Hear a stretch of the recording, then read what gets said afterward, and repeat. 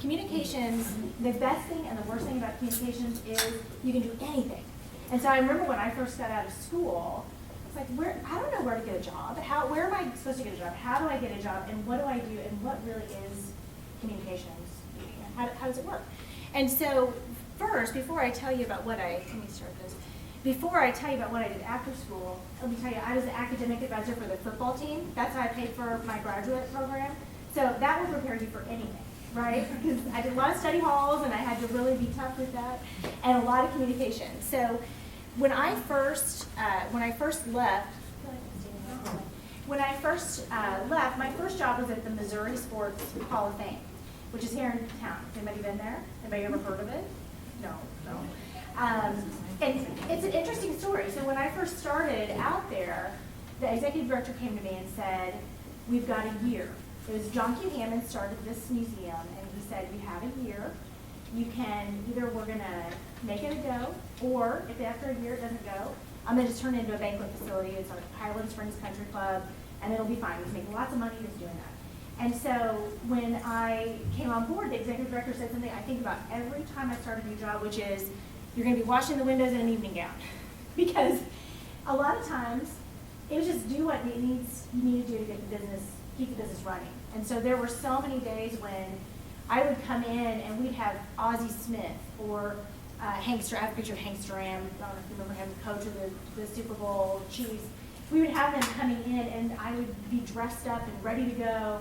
And I'd be back, first of all, like sweeping out the back, and then at the same time washing the windows, and then walking out and being their guide and facilitating their visit and working with them. And so for me, that has always proven true in my career, which is you got to think about what's right for the business or the organization you're in before you think about about what you want to be doing. Like, I was a communications major, why am I washing the windows?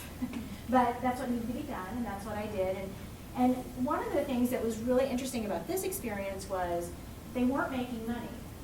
So when I walked in, they weren't making money. And the reason was they didn't understand their audience. And that's what number one rule of communications, right? So they didn't understand their audience, and what they were doing is they were selling to all these former athletes who no former athlete actually wants to go honor another athlete. They want to be the star. And so what we did, right? And so what we did is started to create programs for people who might want to come in at a lower price level. Yes, with $35 breakfast where you get to meet Hank Stram or Ozzie Smith. And then we did the really expensive things where we brought people in, but really tried to say, probably speaking to other athletes isn't going to do what we need to do, not going to raise the money we need. And so that's really how we did this. One thing I wish I would have known when I had this job was that it isn't all about, you're not always going to do exactly what your degree gives you, especially in communications, I think, because communications is so broad. And so I remember thinking many times when I was leaving there, I cannot believe I am putting stamps on envelopes. I have a master's degree. I mean, I just couldn't believe I was doing that. And in retrospect, I wish that I would have understood that that's just part of the process. And you do what you do and enjoy the parts that are great and don't enjoy the parts that aren't, but you still kind of step up and do it. On all of my slides here, I'm just going to walk you through kind of my resume, and then we'll ask questions.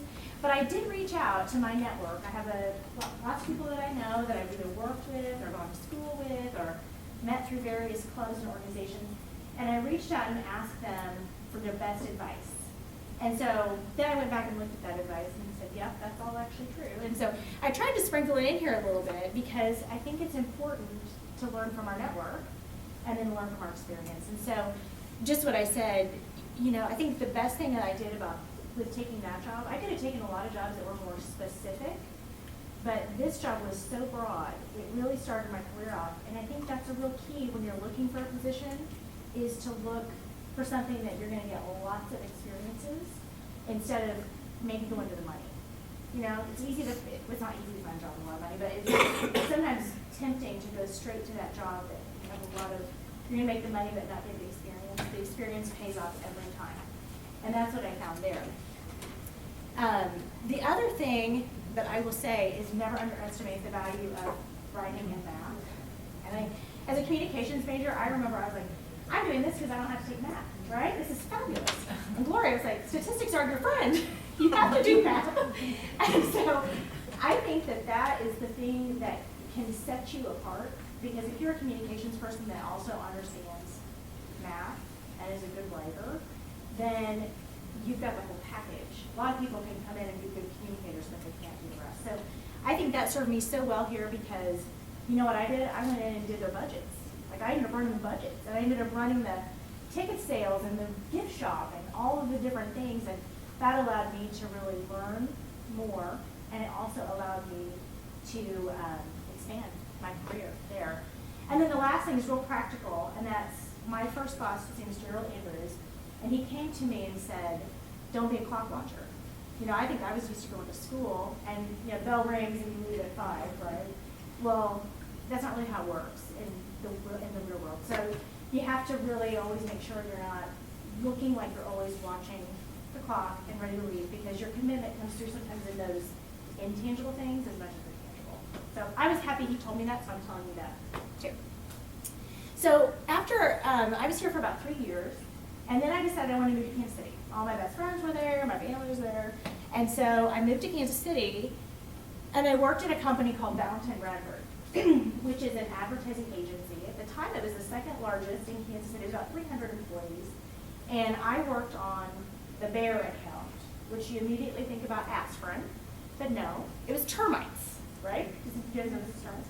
So it was actually termites and cockroaches, and it was pest control. It was like pesticides. When I was selling pesticides, I was pushing pesticides, and working directly with pest control operators, so like the Orca man thing about it, to try to sell these pesticides. And so we were trying to do something a little bit different and sell to the customer. So we're like, hey, we're going to do just like all the drug companies do, and we're going to get moms that, you know, are stay-at-home moms to ask the Orchid Man for imidacloprid, which was the name of the premise, which was the name of the product.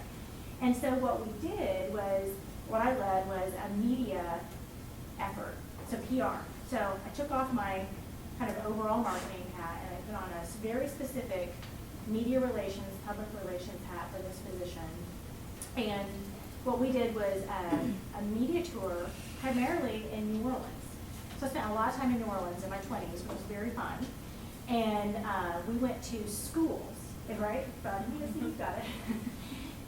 So we went to schools, and little known fact, New Orleans at the time, this was way before Katrina, was on the top 10 list of most endangered cities in the U.S. because of termites, because a certain breed of termites had come in, and so it was a real breeding ground for how to have a new way of treating them, and there were all these different things going on. So we went in and did a tour where we went to all of the different schools in New Orleans, primarily in the core areas of town, and treated for free this termite infestation. But it was amazing. I mean, what I would do is I would walk in, and I'd have to pull duct tape. There would be duct tape along, like the cinder block walls in the school. There would be duct tape running down that, and I would pull it back, and it was termites eating through that border. It was disgusting. And I quickly learned that if there's a rug on a floor, that means there's a hole in the floor from the termites. And so this was such an interesting job for me, because I would be spending 1 minute with editors in New York, you know, Martha Stewart Living, Good Housekeeping, Better Homes and Gardens, real simple, meeting with them, you know, trying to be as sophisticated as I possibly could back then. And then at the next minute, I would literally be carrying a thing of pesticide and a shovel maybe to help out the guys that were treating these schools. And so we would spend all day long traveling around these schools. We got lots of great media attention. I don't actually think it ever turned out into any business benefit. I'm going to admit, I don't think it ever really worked, because we have enough on our minds. People don't remember the brand name of the pesticide. So maybe good or bad. I don't know if it's good or bad. So, but the thing that I learned the most, well, first of all, if you can work in an agency, if you're at all inclined to do, you know, PR or advertising or marketing type communications, you'll never have a better place to work than an agency, because you'll learn so much. I feel like I learned so much in an agency that I use every single day. And if you're going to work on the corporate side, managing marketing, then having worked in an agency, you know all the tricks. So nobody can get away with anything. Well, they probably can, but they can't get away with that much with me because I've been there, done that, and I know how it works. So that's just my own personal advice, and I'm telling you, I got that back from probably 7 of my contacts that put that. Work in the agency, you can't. So that's just personal advice. Don't focus too much on your job description. I mean, here I'm telling you, I dredged ditches for these pest control guys. I went around and charted the termite infestations, and I just did all kinds of things for them. And I think the more you're willing to do that, the better off you are. And I think the more then also you can understand, I mean, again, it's all about understanding your audience. And so if you've never dredged a ditch and treated for a termite, and then you're talking to pest control operators, you really, it's going to come across that you really don't know what you're talking about. You haven't lived their life. And so I think that's really important, and I think that would be a theme I would say for the whole thing.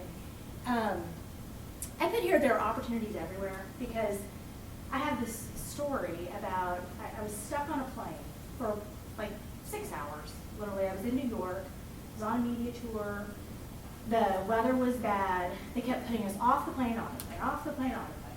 Finally, they put us on the plane, pulled back, and we got stuck for like 4 hours on the tarmac, and then another 2-3 hours going into Dallas. I had that back seat where you sit straight up and you don't have to bend back at all. And I was sitting next to this guy, and I talked to him for the entire 6 hours. I mean, we just chitty-chat the whole time and exchanged cards at the end, and we got off the plane. I didn't look at his card. We got off the plane, and there's this entourage for him, like all these signs for this guy. And turns out he was the CEO of a company in Dallas. I talked to him for years. I'm kicking myself that I lost his contact when I changed jobs once, and I can't remember it for the life of me. It was before LinkedIn, so otherwise I would still have him. But I just say, everywhere you are, there's an opportunity, and if I would have pushed it, there probably would have been more opportunity for me. So that's an interesting thing that I learned from that experience. And then the other thing is that the devil is in the details, and so you see there's cockroaches up there. Well, we did an ad once for cockroaches, and here's a little known fact while you're eating about cockroaches, and that is that they go into comas. They're kind of like possums, you know, like they play dead, and so they go into comas. And so we were doing a photo shoot for cockroaches. This is early in my career, so I was in charge of getting the cockroaches, right? Like that was my job, was to call and get the cockroaches. Not on my resume, by the way, but I called about the cockroaches, right? Got them sent off at the extension center, got them sent off to wherever, and the guys called me from the photo shoot. They said the cockroaches are gone. Like they laid them out, you know, like they're supposed to be in a grid, like on an 8x8.5x11 photo shoot, and they're gone. Like the cockroaches are gone. And so turns out I forgot one critical piece of information when I called the extension office. They must be dead. And so they just stuck them in the box. They were in a coma. The guys opened them up, laid them out, and then they walked away. So the devil is in the details. Just totally in the details. So that was a phenomenal experience for me. Probably my favorite job of all time. And part of it was because of my age and my level. I wasn't responsible for a lot. I was learning, I was soaking it in, and I was learning new things, not only about marketing and communications and advertising and PR, but also about consumers and the world of business and how to work with corporate. And so I guess, what I'll say about this for you guys is that's ahead of you, so that's pretty exciting. Like it's really exciting to be at that point. So when I was here, I had a call from a friend of mine that worked at Yellow Freight at the time. And so that's where I went next. And I've got lots of stories about Yellow because I was there for 8.5 years. I was there quite a while. When I started there, well, actually, my first story I'm going to tell you is that when I went and I did the interview, they stopped me, the CMO stopped me before I left and said, we're hiring you. Like, we're going to hire you. No doubt about it, we're hiring you, so just stay around and we're going to hire you. And I said, okay. That sounds great. That's cool. But I want to tell you why he did, because it's not because I'm anything spectacular. It was because I did research. And I think that's a good tip for all of you is I love business. I love to dig in. I love research, right? I love research. And so before I went to the interview, I, in my mind, had already prepared my questions, and I had already prepared my analysis of the industry. So it's a trucking, so not to bore you, but trucking at the time was really changing. And there was, the majority of the people that thought about trucking thought about mom and pop shops or independent drivers, excuse me. It wasn't very sophisticated. It was actually very not sophisticated. It was just, we're moving stuff from point A to point B, and we've got this capacity to market, so we don't have to market anything. So I had done some, but the thing that was changing was UPS and FedEx had found it. And they figured out that if they could get into trucking, they could grow their business. And not only could they grow their business, they could actually make their operations smarter, because they could have all this freight on their trucks, so it would save them money. So when I went in, that was really what the company was doing, was changing the way we worked to say, it's time to compete with big guys. You know, here we are, it's time to compete with bigger dogs. And so I had done this research. It was completely off. That's what I was thinking. It was completely off. Like what I had done made no sense. It didn't even remotely match the analysis that the CMO was thinking for the company.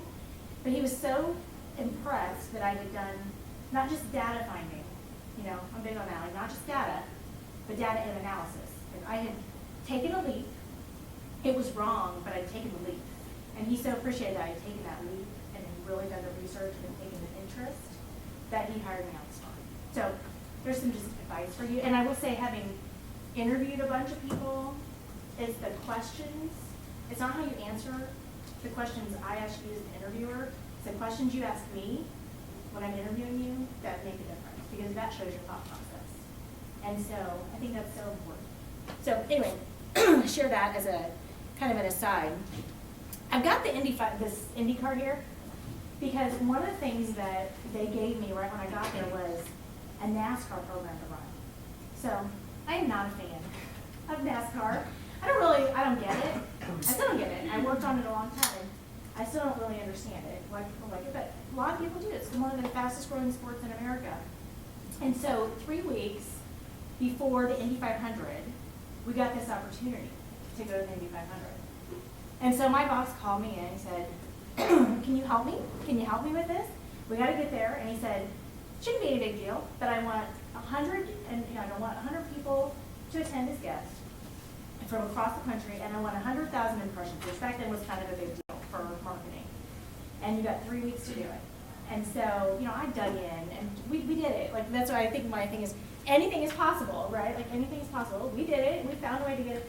But again, the devil's in the details. And so the kind of funny story about this is, what I forgot to figure out was how I got home from the Indy 500. And so we go to this event, we've got buses, we've got limos, and we've got all these people, and the hospitality tent of this, you know, race, because that's what you do before, is you entertain your customers. And, you know, I had everything covered, and then my boss decides to take his dad home in the limo early because his dad was disabled. And so I was like, that's fine, take him, that's good. This was before cell phones. So we had like a little push to talk. Can you imagine a day without cell phones, right? But it was like push to talk, which didn't get out of the Indy 500 area. And so suddenly I looked around and I was like, everybody left me. I'm here at the Indy 500 after the race is over. I mean, I literally sat at a table like this, and I had Malcolm in the middle going, and the staff literally around me put all the chairs up on the table. And it was raining, and I had a poncho. And so, again, the devil's in the details. You got to remember that all the last, and finally somebody came and got me, and it all worked out. But, you know, you got to think about that stuff. So I wrote that. My mom was right, always bring an umbrella, because that was, you know, I should have thought that through. I didn't think it through. I was rushing, I didn't think it through. From a business perspective, the interesting thing, you see I've got yellow, but I've got roadway there too. And so one of the things that happened while I was there was we bought a company. Actually, we bought a bunch of companies, but we bought Roadway was the biggest one that we bought. And it's the same company, kind of same as us, right? So trucking company, big trucking company. Bitter rivals. So Yellow hated roadway, roadway hated yellow. Actually, roadway had this dog, stuffed animal dog they would put in all their terminals that they called the old yellow dog. And they would beat it on their way out every day because they thought it was so funny that like, we're beating their chest. They beat the yellow dog every day when they would walk out of the terminal to go out on their route. And so we bought them, which is seemingly sounds like a decent business exercise, but from a communication standpoint was a nightmare. Because now you've got these two cultures that are actually almost identical, but hate each other. And so you think, well, you can overcome that, but what we did shortly after we bought them was we went out and did research with customers to say, how are we going to do this? Can we say Yellow Roadway? We thought it was more of a branding exercise. What do we call it? What's the logo look like? How do we deliver on the best of both brands? What we found out was, if you were a Yellow customer, not only did the employees of Yellow hate Roadway, the customers of Yellow hated Roadway. And the same thing with Roadway. Roadway customers hated Yellow. And so suddenly we were at this proposition of, all right, we can lose 50% of either customer because we pulled these together. And so what we very quickly did was figured out how to have two distinct brands and keep them separate. We decided the best way to, keep your enemy close, right? So that's what we did, and we orchestrated that for several years of how do we make sure that Yellow starts to get more different, in their strengths. So Yellow happened to be a really good business partner. That's how our customers thought about Yellow was it's a more sophisticated company, and that's what they thought. Really great business partners. Roadway felt more like my friend, my partner, my buddy. He knows my golf score, that kind of thing. And so we started really pulling them apart. So that was a really, really, really interesting, thing. And I think with that merger, one of the things I heard from several people when I asked for the advice was, do your job, and you'll be surprised how many people won't do that. And that is true, especially in a time of turbulence with a company. People just think it's a time to hide and not be held accountable. So it seems simple, but that's a definite piece of advice that came through many, many times. So then from there, I honestly let me tell you this. We decided to integrate these companies together finally, just from a dollars and cents standpoint. We just couldn't keep them separate anymore. So we decided to put them together. I wrote a plan that was to pull those companies together over an 18-month time period. I wasn't really thinking that the leadership team was running it quite right, and a new opportunity came up, and I took that opportunity. 1 week later, they slammed them together. So they cut 18 months out of the process. And then they almost went into bankruptcy. So, you can't rush things. So then I went to Rockhurst, and I hear the blonde and the priest walk in the room, because almost every day felt to me like I was walking into kind of a bad joke. Not because I didn't like the job, but because I spent my entire time, it was truly the blonde and the priest, because it's a Catholic university. I was constantly walking into meetings with this guy, and it was just such a different thing for me. I'm not Catholic, and I wasn't used to working in the university. I was used to calling our customers. Faculty don't love that. I don't know if that rings true, but I said, well, we got to get the customers and other students, So I got my hand slapped quite a few times, and but it was interesting. I say this because it was walking into this environment that was so outside of anything I would be comfortable with, if that makes sense. Like, it wasn't anything that I wouldn't have chosen to go to that college. I mean, I chose for this college, but I wouldn't have chosen to go to that college, so it's hard for me to get it. And I'm not Catholic, so it was harder for me to understand. I'm not uber conservative, so it's kind of difficult for me to understand. There were just a lot of things about it that were kind of hard, and from a communication standpoint, I really had to fight my own instincts to go with my customers' instincts, the alums and everything. Very different world. A lot about their network. They call them the Rockhurst Mafia because they were this tight-knit group, and that was their thing. And so the interesting story, though, I want to tell you about Rockhurst is I walked in. My first day was a Wednesday. I walked in at 8 o'clock in the morning, and I had a line out my door. Already, a line out my door. And they had a meeting the night before with the community. And Rockhurst sits, I put this up here, Troost, and if anybody from Kansas City, Troost is a dividing line. It's the urban line, right? So, and it's in some areas really not that bad, but like when I would say, oh, I'm working off of Troost, people wouldn't even come visit me. You know, they wouldn't even come have lunch with me because it's just known to be kind of dangerous. So, so I walked in.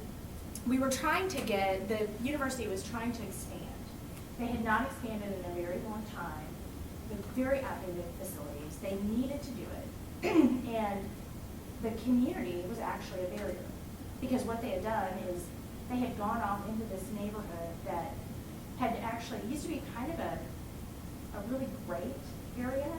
And in the like 60s and 70s, it became a different vibe, and there were some reasons for that.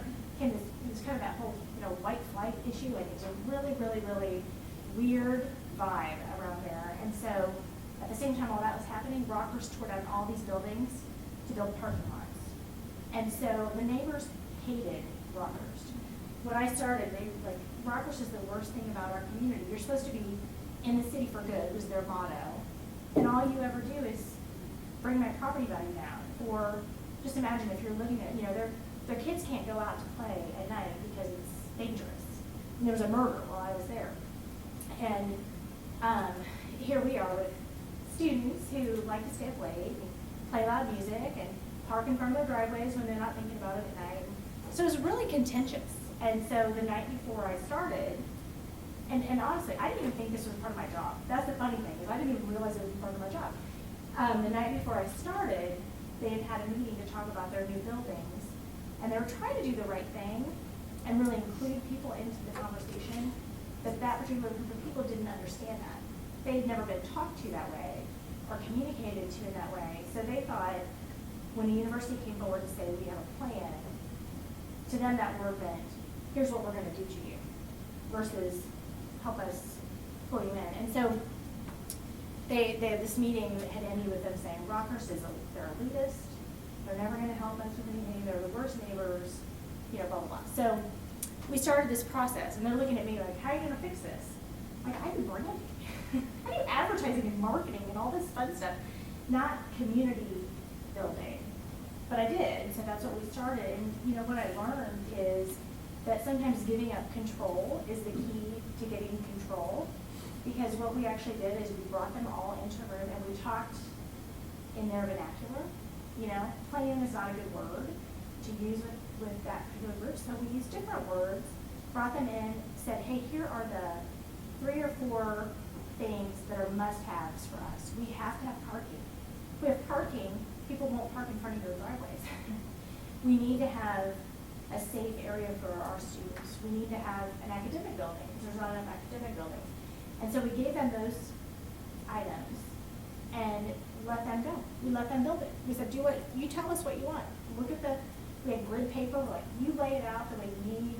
You think about what you need from a neighborhood standpoint. At the same time we did that, we started an effort with them where we started building value back into their neighborhood. So this is a picnic table. We would have barbecues with the students, and we would have, you know, all kinds of things just to try to start building a backpack.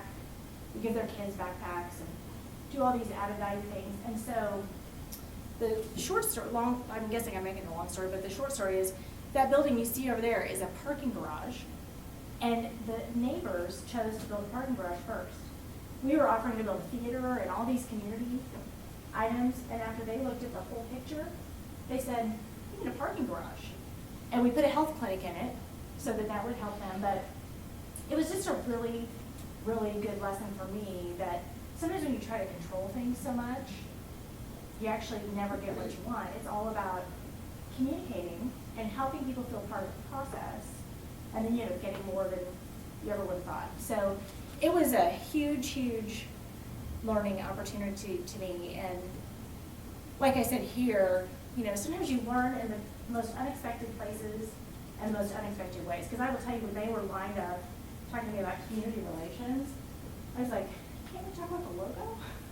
Can we talk about like how we're going to get students here? But that was what I ended up doing.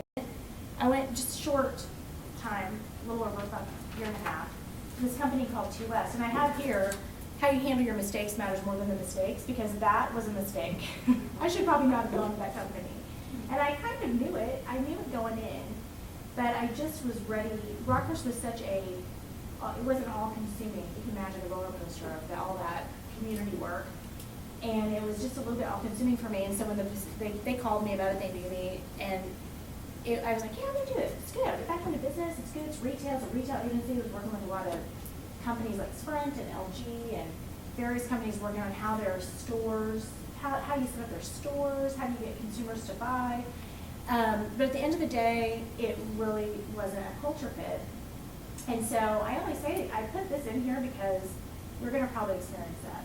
You know, so number one, really look at the culture when you're going in. It is important. You need to like who you work with, spend lots of time with them. You need to like the kind of work you're doing. And at the same time, you're probably going to make a mistake. Like I definitely made a mistake. I still have great relationships with these people. They understand that. And so that's important. And then now I'm back. So I went back to Yellow. So they called me then, I guess, I don't know, 18 months ago, 2 years ago, and said, the company's changed. You know, they had been almost to bankruptcy. They've been to all of these different, I mean, really, really bad stuff. The recession hit them horribly, and they lost lots of business. Most of my friends actually lost their jobs. A lot of the leadership team was gone, but some of the leadership team started to come back. And so because of my relationships, and I think that's so important, the relationships I still have with those people, and how I handled leaving. That's what I wanted to mention. Sometimes when you're ready to leave a job, you're just done, right? It's like, I am done. I'm out of here. It's over with. You start to actually hate the things that you didn't like so much more when you know you don't have to do them anymore. And so you can just, it's easy to say, I'm just going to play as a saddle out of here. And you know, we all dream about those videos of the people who make they make those videos. I'm leaving, I'm gone. But at the end of the day, companies can change, and people can change, and opportunity can change. And so for me, this opportunity was great because it's a much bigger opportunity. I have lots of departments, so I manage all the e-commerce and the web work, research, the marketing communications, the service or product marketing, and internal communications and corporate communications and PR. So I have a really broad scope, which is why I took this job. And I love the company, and I love the industry because you can learn so much from trucking because it's an economic indicator.